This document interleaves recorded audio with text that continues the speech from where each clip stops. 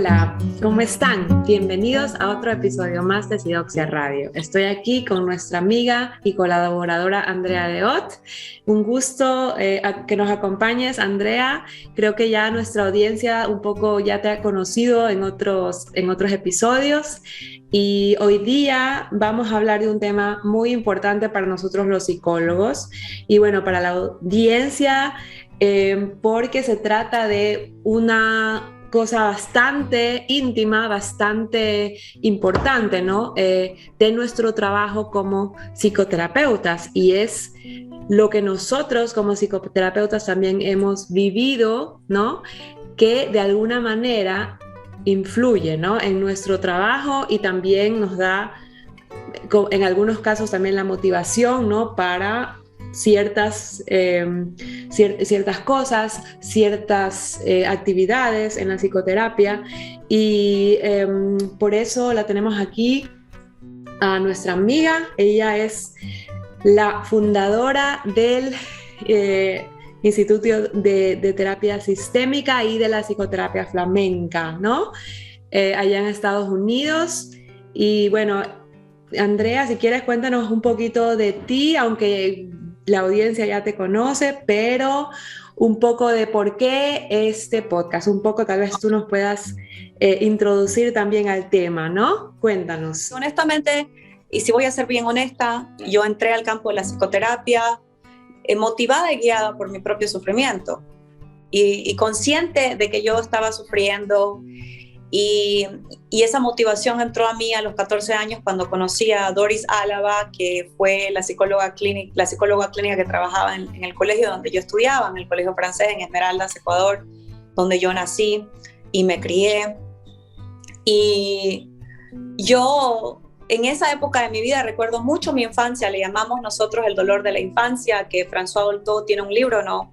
sobre esto, sobre el dolor de la infancia. Y yo sufrí mucho en mi infancia, sufrí y lo sentía mucho en mi cuerpo. O sea, a mí me dolía el cuerpo. Y yo, como soy una persona con mucha energía, pues entonces siempre vivía mucho más en mi mente y corría y vivía un síntoma que nosotros pues le llamamos el dolor del cuerpo, la somatización y el vivir mucho en tu mente y vivir con mucha ansiedad social, un síntoma de disociación, un síntoma del trauma complejo, ¿no? Lo que nosotros ahora llamamos el trauma en niños, que es diferente al estrés postraumático porque está guiado por otras categorías de trauma, ¿verdad?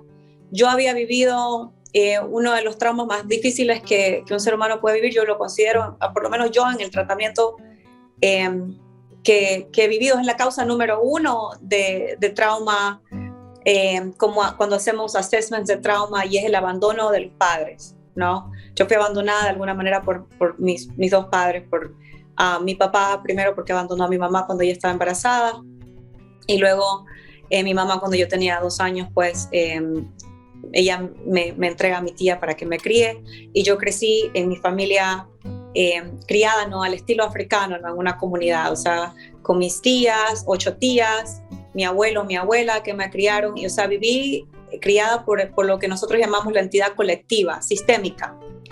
Y de alguna manera esa forma de apego y esa forma de desarrollo en mi mente es lo que me ha motivado para desarrollar la filosofía y el paradigma de la psicoterapia sistémica. Porque es un estilo de psicoterapia en donde yo he entrenado y he incluido otros terapeutas para ayudar al desarrollo de un niño, de los niños. Y como yo pues estaba muy consciente de este sufrimiento insoportable que yo tenía de niña, y no lo negué, yo creo que de alguna manera esa fue mi salvación. Entonces, cuando entré a estudiar psicología a los 16 años, que nosotras pues nos conocimos en esa época en la Universidad de Guayaquil. A los 16 años, escuchen. A los 16 años. Una chica muy inteligente, ¿no? Porque la mayoría de personas, bueno, entran a los 18 a la universidad, pero nuestra amiga a los 16. Muy bien. Sí, muy inteligente. Sí, bueno, muchas gracias. Yo también pienso, tú también eres una mujer muy inteligente, obviamente, y también formamos pues un grupo muy, muy bonito y muy colaborador, ¿no? De psicólogos que todavía pues, somos amigos y nos hemos ayudado. Creo que eso también, esa socialización, ¿no? También es algo muy, muy positivo. en que una persona se supere y resuelva cosas tan difíciles, ¿verdad? Pero cuéntanos, ¿te saltaste un grado o cómo así con 16 años a la universidad?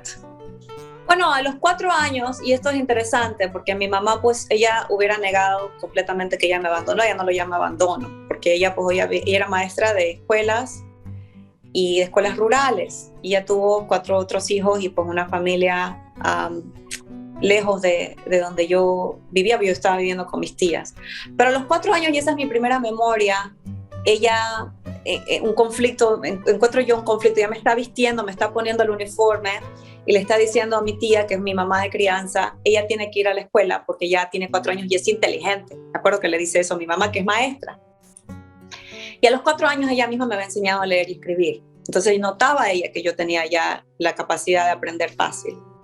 Es una capacidad interesante porque yo, y mucha gente lo dice, soy una persona con mucha energía y parecería como que si no estuviera poniendo atención, pero es lo que llamamos energía kinestésica, ¿no?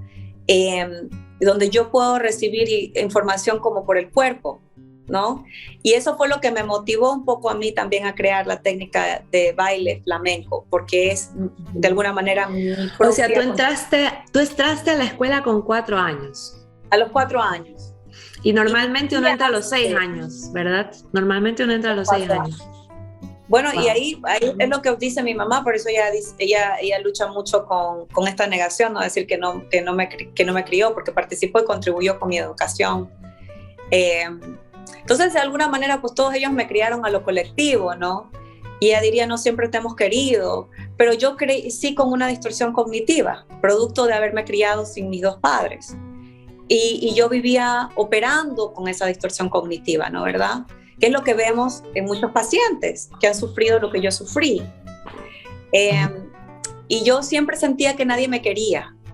Y yo me acuerdo tanto de niña repitiéndome, nadie me quiere, no importa, nadie me quiere, mi vida no tiene valor. Mi vida no tiene valor. Y realmente, interesantemente, ¿verdad? Yo entré al campo de la psicoterapia para resolver este conflicto interno, mío, y esta tendencia que yo tenía siempre a pensar que mi vida no tiene valor, ¿no? Y yo tenía, y de hecho lo tengo que honrar, una tendencia pues muy grande al suicidio. La gente como yo, ¿verdad? Que sufre de depresión y que tiene energía, son los pacientes que uno tiene que monitorear más, porque realmente tenemos energía y la gente no sabe que vivimos deprimidos. No sabes que tienes este tipo de distorsión cognitiva, que tú realmente no, que gente que ha sufrido ese tipo se llama, y se lo ha estudiado mucho, el trauma de abandono. Tiene una condición clínica muy particular, es el rechazo internalizado. El rechazo internalizado. Y precisamente para curar eso, yo incluso, porque fui a todas las escuelas y estudié todas las escuelas y me dediqué a estudiar psicología intensamente para poder resolver algo que yo sabía que yo tenía, ¿no? Y fue lo que me motivó a mí a crear técnicas. Ok, un poco para resumir, para la audiencia que tal vez no es psicóloga, ¿no? O tal vez tú sabes mucho del tema. Cuando un niño, cuando alguien en la niñez, ¿no? En las etapas importantes del desarrollo, no se siente querido por sus padres o por sus amigos, o bueno, en la escuela, sufrió de algún tipo de rechazo, ¿no? De rechazo, eso se graba en el cerebro, ¿no? Es algo que nosotros tenemos ya internalizado. Ese rechazo. Entonces, ¿qué pasa con la gente que crece siendo rechazada? ¿Qué pasa? La autoestima no es la de una persona que tal vez no sufre de tanto rechazo, no lo internaliza tanto, ¿no?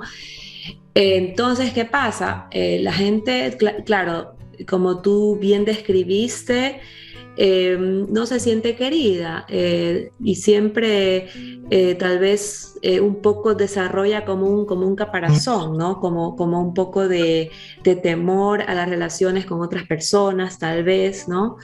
Y bueno, y lo que queremos nosotros lograr, ¿no? con esta conversación tan íntima, ¿no? Aquí con Andrea, con nuestra amiga, ¿no? Es, bueno, tal vez un poco de desestigmatizar, destabuizar esta idea de que de que tener un desorden psicológico es, bueno, horrible, el diablo, y no se habla de eso, y que no, tú no estás loca.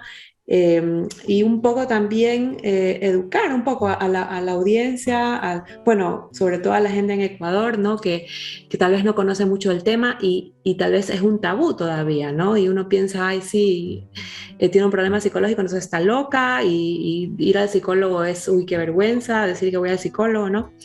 Entonces eso, ¿no? Pero nosotros como psicoterapeutas no tenemos el deber de también decir un poco que también tenemos como psicoterapeutas, a veces también tenemos nuestras historias, nuestros sufrimientos, ¿no? Del pasado, y es importante para todo psicoterapeuta conocerse y saber cuáles son nuestros sufrimientos, cuáles son las cosas que a nosotros nos duelen o nos dolieron, o cuáles son las cosas que estamos todavía, bueno, un poco tratando de sobrellevar, ¿no? Porque no se puede ayudar a otra persona teniendo un sufrimiento propio y estando con ese sufrimiento en la sesión de terapia, ¿no? Porque, por ejemplo, si uno no está completamente con el autoconocimiento completado, ¿no? Entonces, uno no sabe por qué ciertas emociones llegan a aflorar cuando el paciente hace tal o tal cosa o dice tal o tal cosa, ¿no? Eso influye mucho en esa relación psicoterapéutica. Entonces es importantísimo para nosotros como psicoterapeutas de autoconocernos y de saber cuáles son las cosas que nos producen qué emoción, ¿no? Para reconocerlo inmediatamente en la sesión de terapia y saber cómo distanciarnos de esas emociones para poder ayudar mejor al paciente, porque nuestro rol como psicoterapeuta es estar ahí para el paciente, ¿no? Y totalmente en una posición neutral, ¿no? Bueno, y eso es para los que no saben tanto, ¿no? Del tema. Entonces, bueno, disculpa por interrumpirte, Andrea, porque quería aclarar, bueno, eso, ¿no? Que nosotros también como psicoterapeutas tenemos nuestros temas, tenemos nuestras historias clínicas, ¿no? También. Y bueno, por algo somos psicoterapeutas y por algo nos motivó bueno, esas vivencias nos motivaron para también ayudar a otras personas con nuestro aprendizaje, ¿no? No solamente el aprendizaje de la universidad, sino también el de la vida, y nosotros también somos personas, somos seres humanos, y no es el fin del mundo tener un problema psicológico, tener un sufrimiento, ¿no? Bueno, es parte de la vida, ¿verdad? ¿Qué opinas, Andrea? Disculpa que te interrumpí. No, yo pienso que es una buena aclaración y es importante aclarar también que lo importante siempre es no tener los mecanismos de defensa primitivos, ¿no, verdad? La negación, por ejemplo, y saber muy bien qué es lo tuyo y qué es lo del paciente. Porque realmente desórdenes clínicos, depresión, ansiedad, los tenemos de alguna manera todos. La ansiedad es una cuestión muy común, sobre todo en este tiempo, en los tiempos de COVID. El miedo, la ruminación, y todo ser humano tiene algo, ¿no? Todo ser humano tiene, de alguna manera, es imposible pasar por la vida sin que de alguna manera la vida haya desarrollado lo que nosotros llamamos un esquema o un mapa mental de la realidad. Pero tienes que aceptar que tu esquema, que es tu mapa mental, y que de alguna manera, por ejemplo, en el caso de lo que yo te estoy describiendo, obviamente a mí me guió, fue como mi llamado y mi propósito, al punto de que pues yo serví la vida de muchos niños que de alguna manera tenían ciertas dificultades como yo, niños abandonados, niños expuestos a abuso sexual, abandonados emocionalmente o materialmente, pero de alguna manera, si yo me estoy criando sin un padre o una madre en casas, porque mis tías me pueden querer mucho, pero no son mis madres, entonces ya hay un elemento que es importante para la salud del psiquismo humano, que se llama la aceptación incondicional, que solamente tus padres te pueden dar, ¿no? Hay un libro muy famoso que se llama El drama del niño dotado, The Drama of the Gifted Child, en inglés, que les recomiendo a mucha gente que lo lea, que habla mucho de que cuando tú no has tenido esa fundación de un padre o una madre, que es la única relación humana, ¿verdad?, que te da aceptación incondicional, amor incondicional. Las demás relaciones humanas son condicionales, porque hasta tus hijos te van a amar con condición. Tu pareja también te va a amar con condición. Pero si tu padre y tu madre no te lo dieron, entonces hay que hacer un duelo. Hay que aceptar que no lo tuviste. Y eso es importante, porque el momento en el que pasas negándolo, ¿no, verdad? Entonces hay otros casos. Entonces los síntomas clínicos son terribles. Por ejemplo, la ira descontrolada, la ansiedad clínica por siempre, ¿no? Pero si uno empieza por ahí, como yo empecé de alguna manera, diciendo, esto a mí me ha pasado, y de alguna manera yo creo que también esto es importante, el estigma de la fachada del psicoterapeuta, es lo que estamos tratando de resolver aquí. Que independientemente de lo que nosotros consideremos como paradigma profesional, el profesional que es humano también se ve, se nota, o sea, tu paciente también te ve a ti como lo que eres, un ser humano. No hay un sistema de grandiosidad, tú no estás por encima de la condición humana, que es una condición de sufrir, decía Buda, ¿no? Que es una condición de sufrir. Y sí, sufrimos, es verdad que sufrimos, pero también el arte de la psicoterapia es el arte de ayudar al ser humano a sobrevivir ese sufrimiento, a superarlo de alguna manera y a vivir una vida en paz, una vida en tranquilidad, con otros tipos de elementos como armonía en las relaciones humanas, como aceptación incondicional de tu propio ser, aunque tus padres no te lo hayan dado, como ha sido mi caso, que mis padres no me lo dieron. Entonces yo tuve que desarrollar mi arte y mi ciencia en la terapia y estudiar, y investigar y tal vez desarrollar mi propia técnica para curarme, porque utilicé muchas técnicas, pero ninguna de las técnicas que había yo utilizado completamente, y fui paciente y estudiante de muchos grandes psicoterapeutas y de mucha gente que me enseñó el arte, pero la técnica no había sido suficiente para superar mi propio síntoma clínico. Entonces yo tuve que inventar técnicas para ayudar niños como yo, familias como las que yo venía, y sistemas como en los que yo había nacido, y también de alguna manera situaciones y traumas a los que yo había estado expuesta. Y con mi condición de clínica también, o sea, que era una niña que había nacido tenía esta energía, ¿no? Bastante energía. Entonces esta técnica, por ejemplo, del embodiment, que es lo que yo te estaba diciendo, fue la técnica que a mí me ayudó a superar la disociación, a superar... Entonces, ¿de qué se trata esa técnica del embodiment? Porque hay muchas personas que tal vez no vienen del campo de la psicología y se están preguntando, ¿qué cosa es embodiment? ¿De dónde sale esa palabra? ¿Qué significa esa palabra?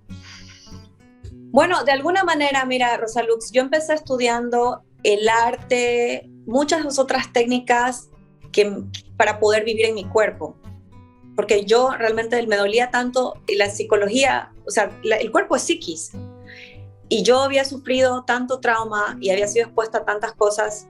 Yo tuve un padrastro bien abusador, al punto de que, te cuento así literal, ¿no? Una cosa muy, muy traumática que yo viví de niña. Mi hermano menor fue casi asesinado como al año y medio por un hermano de mi padrastro, ¿no? O sea, ahí te estoy poniendo de alguna manera a lo que yo había estado expuesta, ¿no? Como niña. Entonces yo siempre me he preguntado, y bueno, después de todo eso mi mamá salió corriendo de donde ellos vivían en una finca y empezó a vivir en la ciudad. Y cuando mi mamá fue a vivir a la ciudad, mi padrastro abusó sexualmente de mí, no completamente, pero hubo la sexualización. Y yo nunca lo negué, o sea, yo me acordé. Yo creo que eso me salvó a mí la vida, porque yo me acuerdo corriendo y saliendo de la situación y llorando y gritando y pidiendo por mi mamá. Yo tenía probablemente 3 años, 4 años. Y si yo no me hubiera tenido esa memoria, ese lapso de memoria, y lo hubiera negado, porque esta es la condición primaria de la gente que no supera la condición clínica del abuso sexual clínico, cuando han sido expuestos como niños. Y nosotros lo hemos investigado también, la estructura clínica de esto. Es que hay negación primaria, lo entierran, dicen, a mí nunca me ha pasado esto. Entonces, eso es un problema cuando la gente niega este tipo de sufrimiento. El sufrimiento hay que aceptarlo, hay que decir, esto a mí me ha pasado. Porque si tú no lo aceptas, entonces es como cuando hablamos de que tienes un problema como alcoholismo. O sea, tú no estás diciendo, estás negando que tienes este problema. Entonces, no puedes tener tratamiento. Lo que pasa es que son emociones muy fuertes, son emociones muy dolorosas. Muy fuertes, muy dolorosas. Y a veces ya el mismo cuerpo se defiende, ¿no? El cerebro se defiende de esas emociones dolorosas y trata de un poco, evadirlas, no evadirlas de la manera que sea, aunque no sea consciente tampoco, pero están en nuestro inconsciente y de alguna manera influyen en nuestro comportamiento, en nuestros pensamientos, en nuestras distorsiones cognitivas, ¿no? De alguna manera hay algo ahí que de verdad está ahí metido y hay que sacarlo, ¿verdad? Pero eso cuesta bastante esfuerzo, bastante valentía, bastante trabajo psicoterapéutico, ¿no? Claro. Y de alguna manera, Rosalux, el origen, por ejemplo, de la psicología, los casos freudianos son casos de abuso sexual infantil.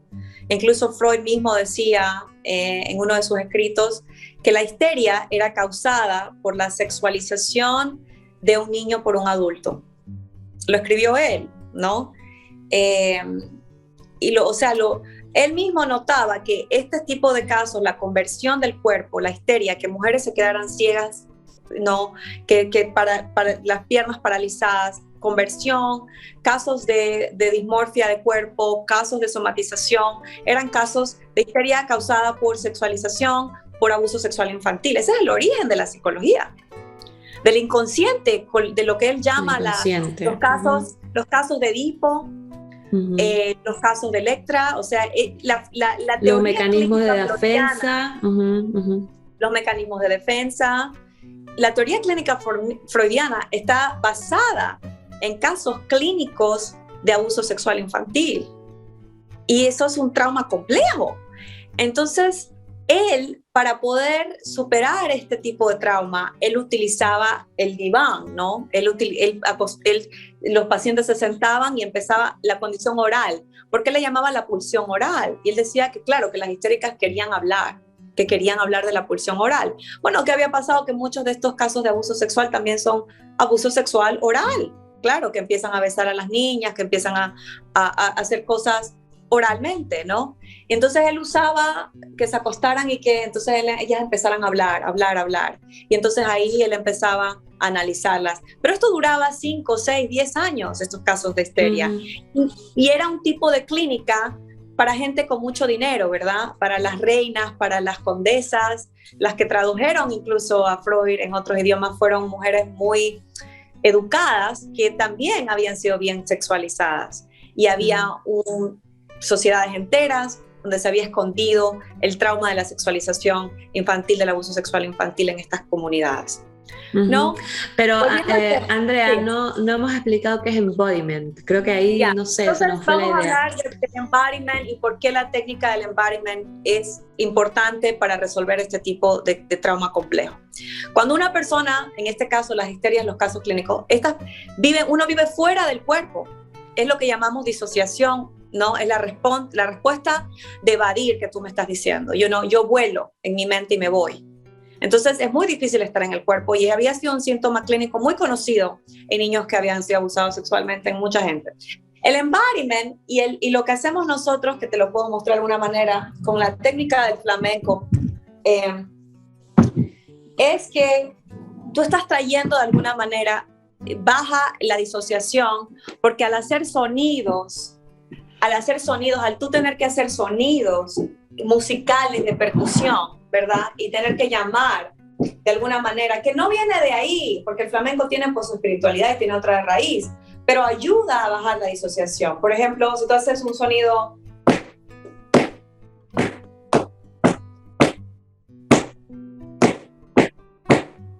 esto es lo que Peter Lavin dice él, que es el llamar es llamar el alma al cuerpo, porque las personas que han sufrido ese tipo de trauma están fuera, hay una parte del alma que se ha ido, que no está ahí. Y Peter Lavin en la técnica de experiencia somática lo describe muy bien, ¿no? Y nosotros en el flamenco lo hacemos, claro, estás llamando a tu ser superior a que baje al cuerpo. Ese es el embodiment, es que yo pueda existir en este cuerpo, en esta vida, por lo que soy, ¿no? Independientemente de la realidad, independientemente de este sufrimiento, ¿verdad? Con el que te estoy describiendo, que claro, que yo como niña viví, independientemente. Y así mismo, hay muchas personas que no pueden habitar su cuerpo, porque el cuerpo, el trauma, ha sido una violación al cuerpo, pues. Entonces, el cuerpo ha sido una casa violada, una casa violentada. Entonces, a eso vamos con la técnica, que esa técnica, de alguna manera, a mí, ¿verdad? Fue lo que me ayudó a poder existir presente, ¿verdad? A poder existir por lo que soy, a lo que soy, a lo que me refiero, a lo que hemos hablado, ¿no? Decir, ¿por qué yo tengo que sufrir? Yo puedo vivir una vida en paz, yo puedo tener relaciones en paz, ¿verdad? Yo puedo amar y ser amada. ¿Por qué yo tengo que, por qué me alineo yo con esto tan feo que me ha pasado? Yo no soy eso, yo no tengo nada que ver con eso. Entonces se produjo en mí, con el embodiment, una distinción psicológica, ¿verdad? Entre mi ser, entre el yo, lo que hablamos, ¿no? Y el trauma. Yo no soy el trauma. A mí me ha pasado algo, una experiencia terrible. He vivido cosas que yo considero que están mal, ¿no? Que no me pertenecen, no es un sufrimiento que yo merecía. Hay una criatura, una niña.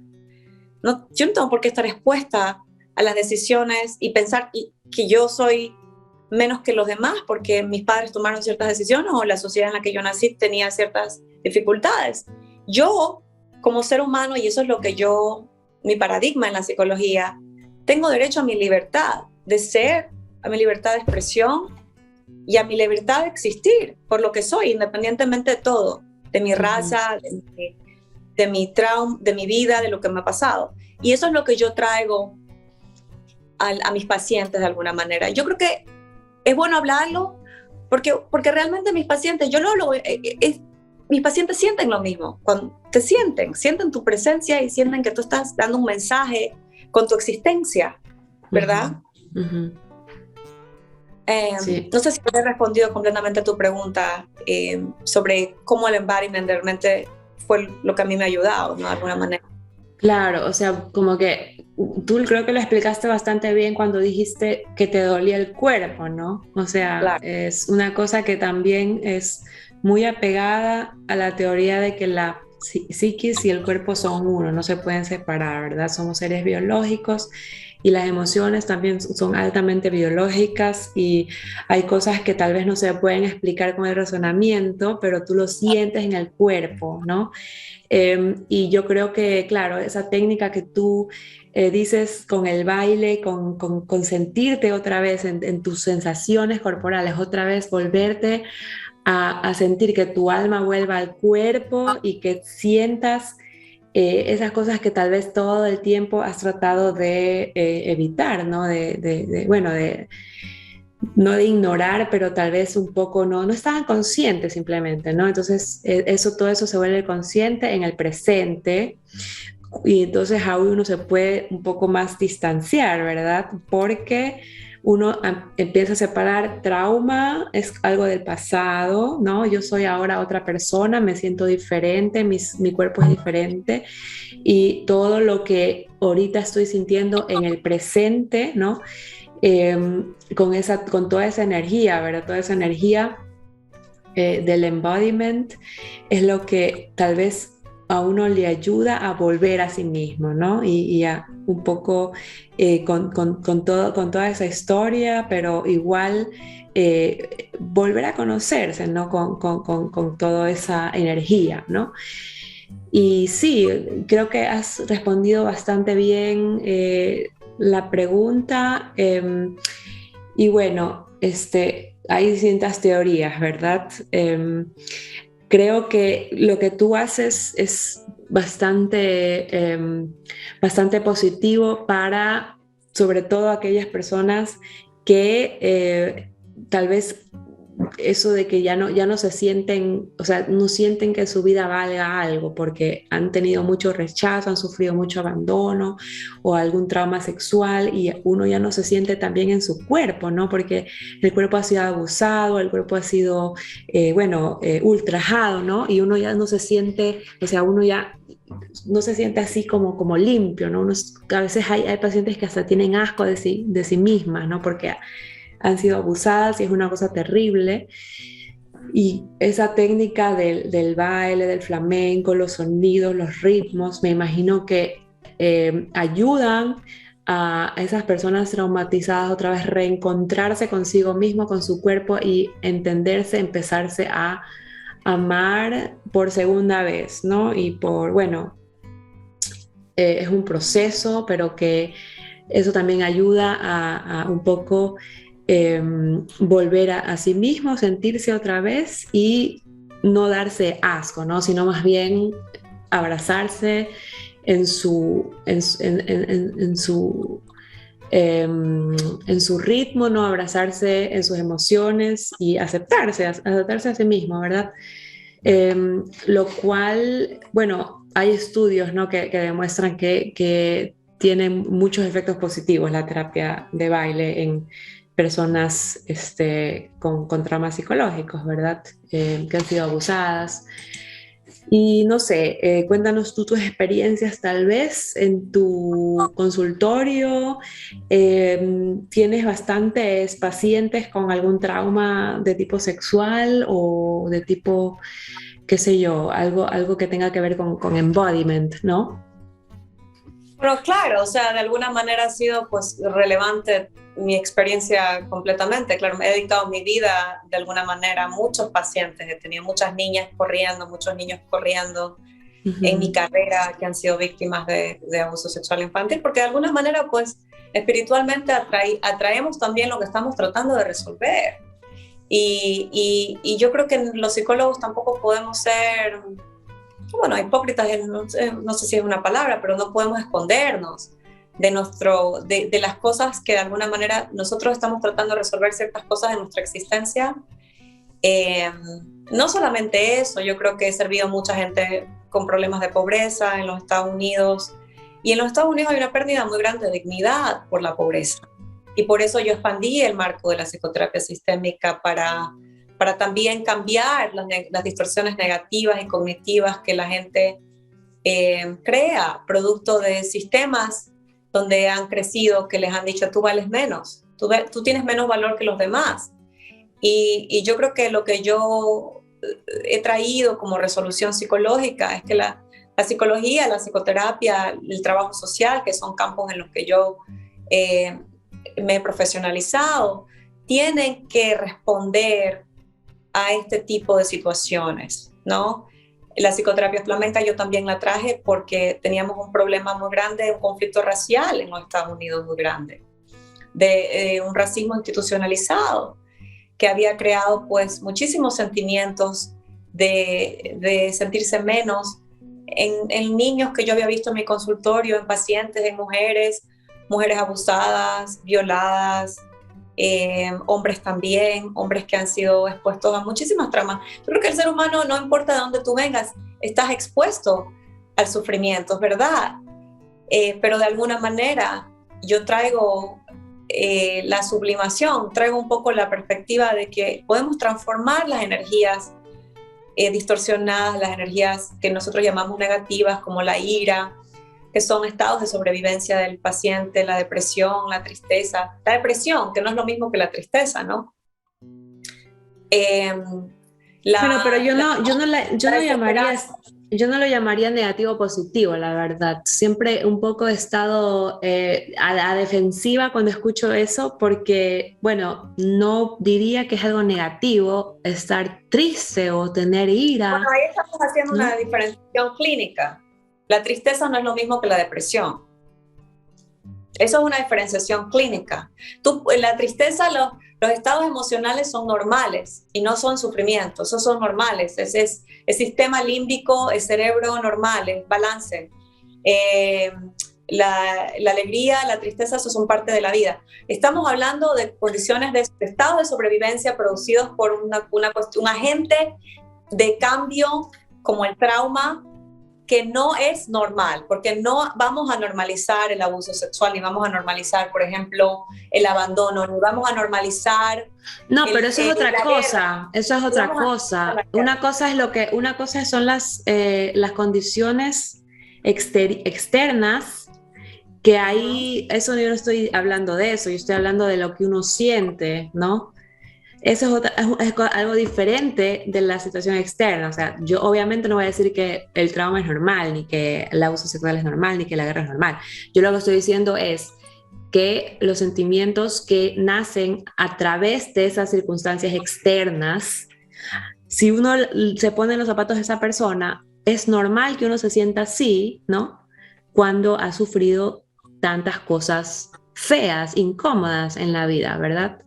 Y eso es lo que tampoco, bueno, se puede usar otras palabras que positivo o negativo, eso es lo que quería decir, porque bueno, ya ahí ya estamos etiquetando, ¿no? Es negativo, es positivo. En el campo del trauma complejo, que es lo que estábamos hablando, producto del trauma, la persona desarrolla lo que nosotros llamamos distorsiones cognitivas y estados de sobrevivencia, como la ira, la depresión, la disociación, por ejemplo, la manía en algunos casos, estados de la explosión, muchísimos estados clínicos, ¿verdad? Que es una diferenciación muy diferente a estados emocionales normales, como que tú te sientas triste o porque tienes una... Los poetas somos todos tristes y los poetas todo el tiempo estamos pensando en cosas difíciles y en empatía, pero eso es diferente. Estamos hablando de hay que hacer una diferenciación de lo que estamos hablando.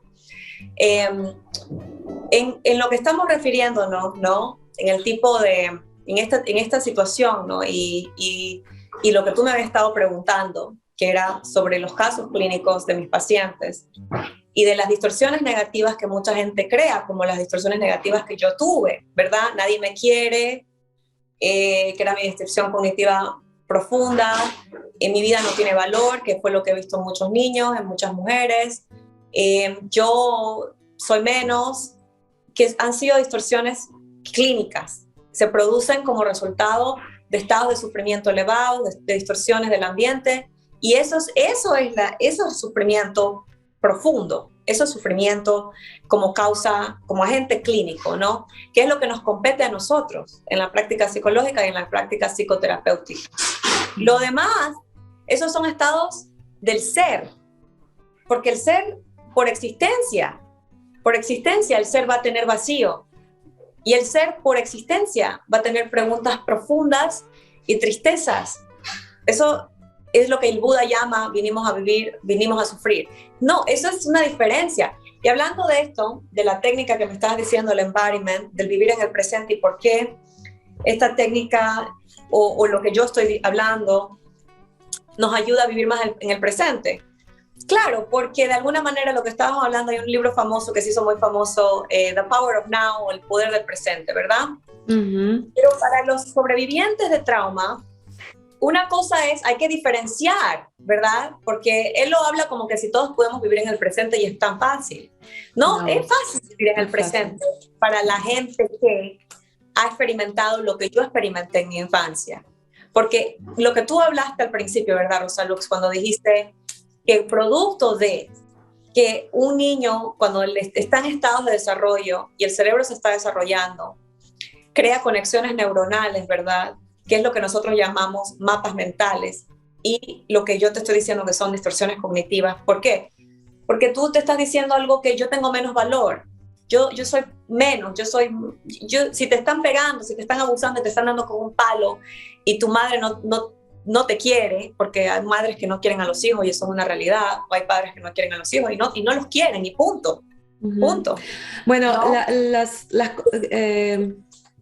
correlaciones neuroanatómicas aclaran bastante, si uno se las pone a estudiar, por qué vivir en el presente es tan difícil, ¿verdad? O sea, en verdad nadie ha dicho que es fácil. Yo creo que el mindfulness y vivir en el presente y la meditación son las cosas más difíciles que el cerebro humano puede hacer, ¿no? Sobre todo cuando tienes una amígdala, que es bueno, la estructura en el sistema límbico que se activa cuando tenemos bastante miedo, estamos activados emocionalmente, cuando vemos algún peligro, ¿no? en nuestro exterior.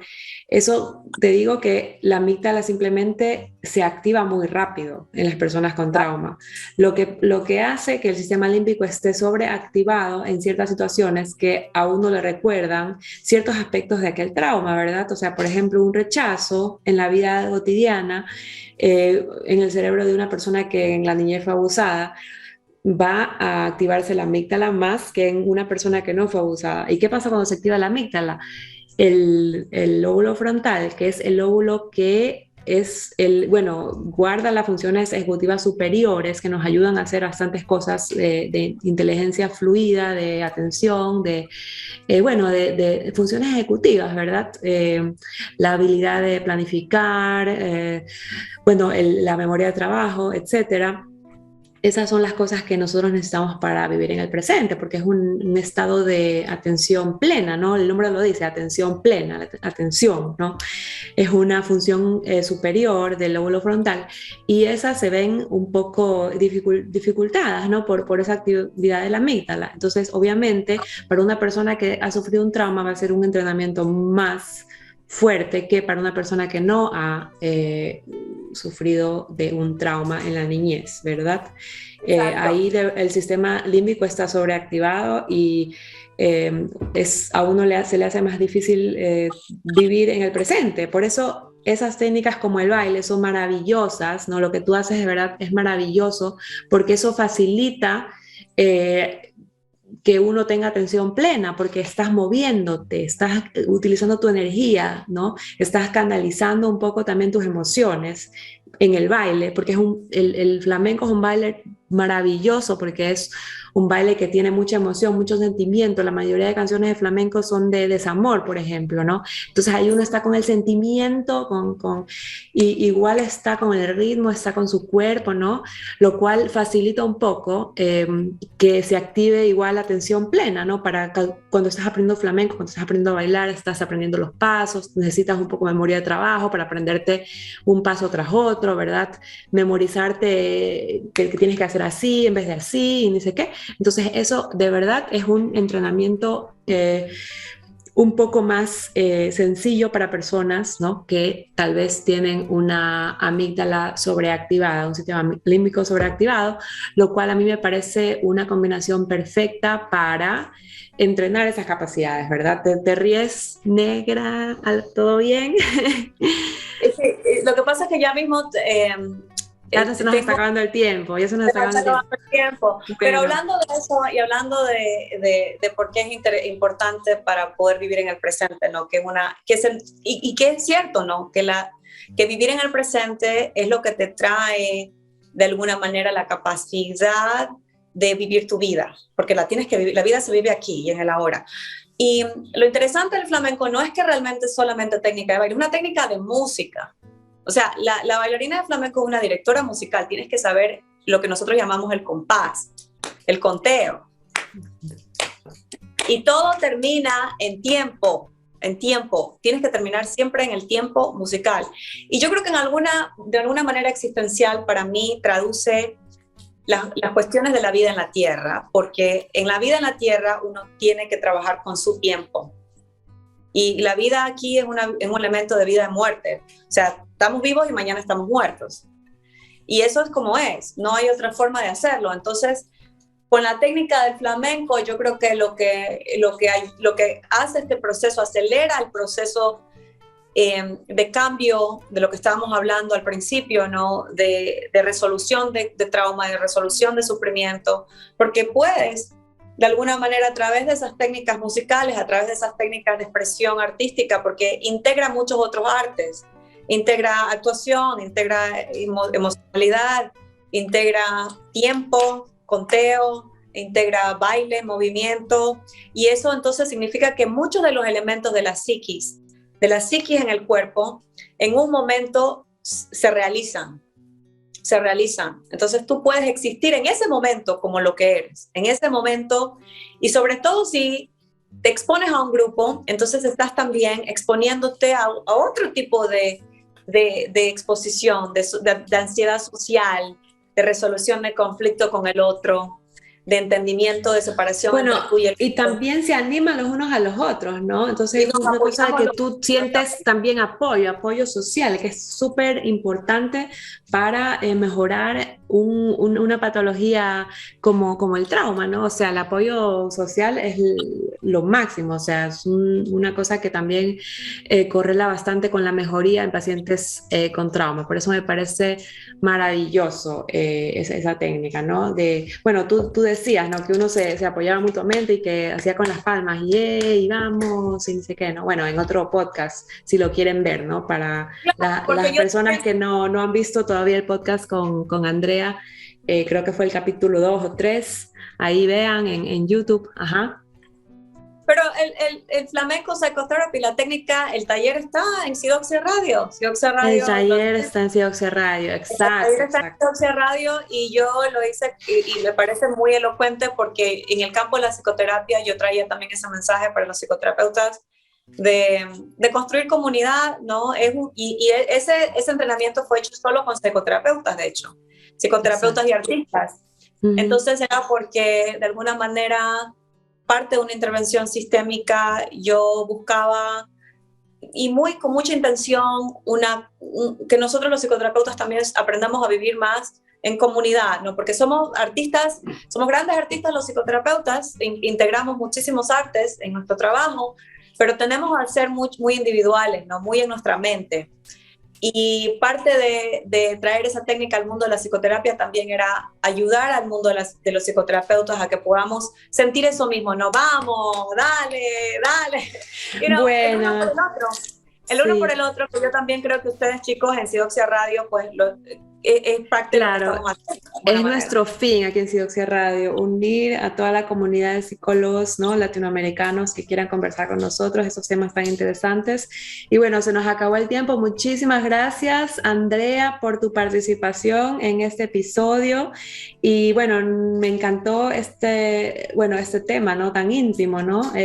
Sobre el sufrimiento del psicoterapeuta, ¿verdad? Que bueno, en la sesión de terapia uno tiene que estar bien claro de cuáles son cada uno de nuestros sufrimientos. Yo creo que los psicoterapeutas se tienen que conocer muy bien en todas sus facetas, ¿no? Las incómodas y las cómodas y las buenas y las malas, aunque a mí no me gusta mucho etiquetar, pero para poder trabajar mejor, ¿no? Para poder de verdad empatizar con el paciente y también no dejar que emociones propias interfieran en el proceso psicoterapéutico, ¿verdad? Entonces, muchísimas gracias por escucharnos y no olviden seguirnos en Facebook como Sidoxia, en Instagram como sidoxia.blog. Y bueno, mi amiga Andrea también tiene sus cuentas en Instagram. ¿Cuáles son? ¿Quieres decirnos para nuestro público, para que te sigan? Bueno, Flamenco Psychotherapy en Instagram, the Systemic Psychotherapy Center en Instagram. You can also, para gente que esté interesada, tenemos psicoterapeutas bilingües también en el Centro de la Psicoterapia Sistémica. You can go www.systemic, Systemic Psychotherapy en inglés, SYSTEMIC, Psychotherapy, PSYCHOTHERAPY,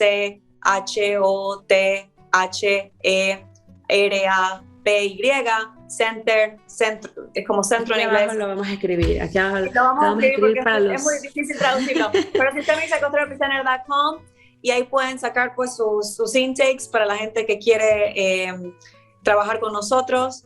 Y bueno, sí, estamos en Facebook también, y estamos en Instagram en las dos compañías, la psicoterapia flamenca y la psicoterapia sistémica. Perfecto, muchísimas gracias. Muchísimas gracias a ti, Rosalud. Un saludo a todos y no olviden seguirnos y escribirnos y darnos sus comentarios abajo. Muchísimas gracias por escucharnos. Chao, chao.